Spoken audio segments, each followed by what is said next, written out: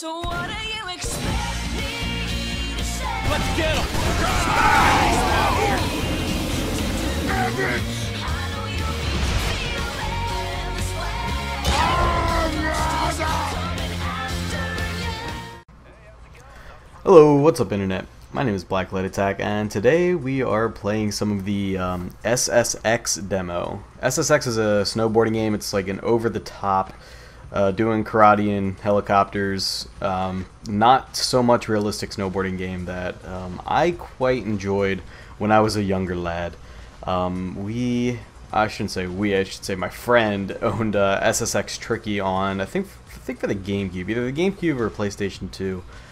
And that was one of my favorite games to play. One of those games that you don't have yourself, but is just like awesome, and you never really think to buy it yourself, just because you always associate it with the one friend or whatever.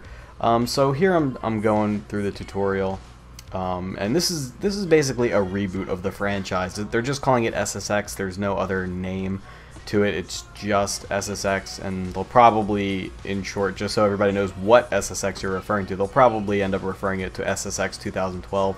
But this game is only going to be out on PlayStation 3 and Xbox, which it's a snowboarding game. I'm not complaining too much. I probably wouldn't play this sort of game on a keyboard and mouse anyway.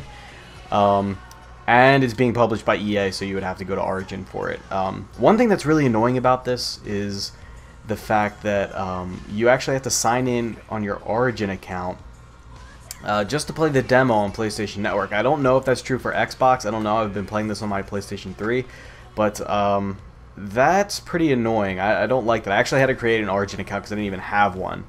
But I mean, that's kind of a minor gripe. I mean, really, I don't know if I'm going to buy this game just because it's EA. If this game was being published by anybody but EA, I would definitely pick it up.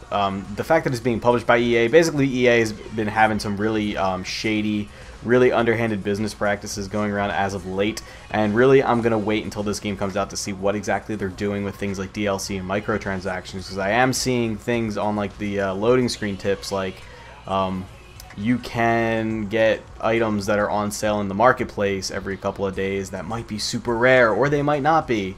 And that kind of reminds me of like crates in TF2, where you can either get an okay strange item, or you could get a super awesome unusual hat that could be possibly worth hundreds of dollars, but only if you pay real money. I don't know if that's what they're going for, or if it's going to be some sort of in-game currency. If it's in-game currency, I have no problem with that, but the fact that it's going to be a $60 retail title and they're advertising some sort of online gambling store, I don't really want to see any sort of paid microtransactions. I don't think that's going to be the case, in all honesty, simply for the fact that it's being hosted only on PlayStation Network and Xbox Live, and they really don't do any sort of microtransactions there. I believe that there needs to be like some sort of spending limit in those in order for transactions to go through. I believe there needs to be something like a $5 minimum on those networks, which makes microtransactions pretty difficult to do, because DLC is one thing, but if you're selling weapons or gear in whatever game you're trying to sell them in, $5 for each item is not, that's pretty much going beyond microtransactions. At that point you're doing macro transactions. That is not micro in the least, but I'm digressing.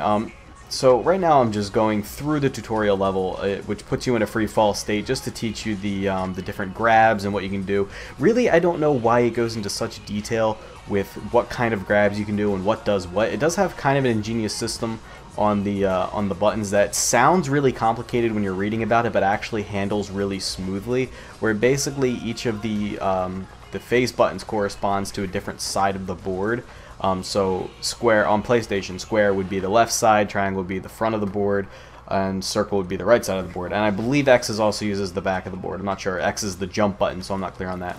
But then if you want to do a little bit more of like a kind of more complicated move in a sense, you can use your left hand to say grab the right side of the board by hitting square and then rolling it onto, or tapping square really quickly and then holding down circle. Or if you want to do a double-handed grab to the right side, you can tap triangle and then roll to circle and hold that down. As I said, it sounds pretty complicated.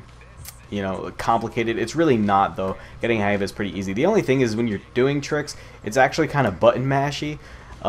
So it doesn't really make a difference what kind of tricks you're doing. As far as I can tell, truth be told, I can't really get a grasp on the scoring system in this game. There are 2 runs in the demo. Now this is still the tutorial stage. This is the tutorial demo run. This is where they actually put you on a mountain and have you snowboard while still giving you tips and such.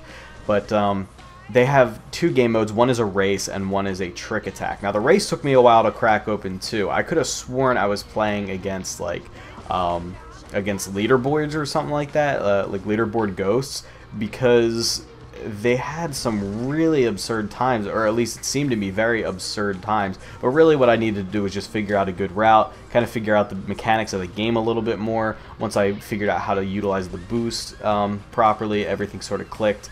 And then it was just a matter of figuring out my route and, you know, adjusting what exactly I was supposed to be doing, what parts of the track, stuff like that. The score attack, I don't really understand. Sometimes I'll end a run and only have like 2 million points. Another time I'll end a run on 9 million, and you need something, and 9 million is really good for me. You need, I think, like 11 million to get a gold medal in that, so I have no idea. That's something I haven't yet cracked open.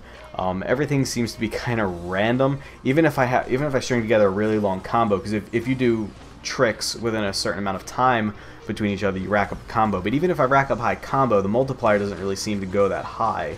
So honestly, I don't quite get it. But yeah, as you can tell just from watching this, this is not at all a realistic game. This is all about going over the top and just doing ridiculous things that aren't humanly possible.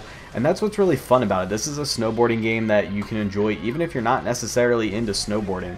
It's kind of like the Tony Hawk. It always was sort of the Tony Hawk of snowboarding. Because, you know, in Tony Hawk, of course you were doing tricks that no human could ever possibly do. I don't know how they are in the normal ones. It wasn't until Skate came along that skaters were a little bit more realistic, even though that still was a little over the top as well. This has no grounding in reality whatsoever, and really has a big emphasis on things like crazy special effects and just really absurd, over-the-top tricks, which really makes it a very endearing franchise. I always remembered it very fondly. The SSX Tricky had this awesome, whenever you would go into tricky mode, which was what I'm in right now while my hands are glowing, they had that in SSX Tricky as well, and it would play this awesome remix of Run DMC's Tricky. And they brought this back. They brought it back slightly, but music has always been a big emphasis in this game. Has always had a big emphasis in this series, and that's no exception in this one. It seems they have some really great licensed music, like Naked and Famous. Some stuff that's not really obvious. Naked and Famous.